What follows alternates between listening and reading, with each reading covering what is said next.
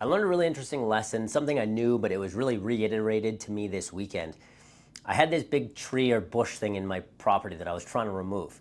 So I hooked a strap around it, I hooked it to my Jeep, and I started yanking on it.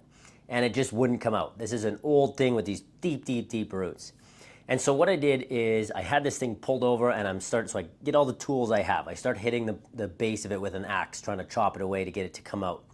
Still wouldn't work, so I tried something else. I grabbed a saw, and I'm starting sawing at the bottom at these different parts of this thing. Still doesn't work, so I grab a shovel, and I'm trying these different things. And so, I'm changing the way I have the rope around it. So I keep changing the way I'm doing it, looking for new tools to make this thing work, to get this thing out of there. I said to myself, just keep working at one thing.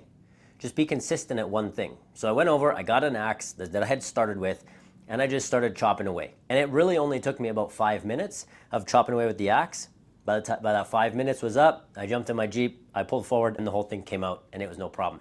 And the lesson it reminded me is that consistent pounding is much more effective than trying to change the tools you're using all the time. So figure out what works, as long as it works decently well, and then just keep hammering. Just keep doing it, because you waste so much time when you switch tools and that still doesn't work. It's going to find that new tool. And in the case of sales or business, for example, it's learning what that new tool is, then figuring out how to implement it. And you try that and it doesn't work, so you've wasted all that time. I'm not saying not to do those things, but you've got to keep the consistent pounding. Keep going, keep going, keep going. And it actually happens a lot faster than if you keep trying to go find new tools.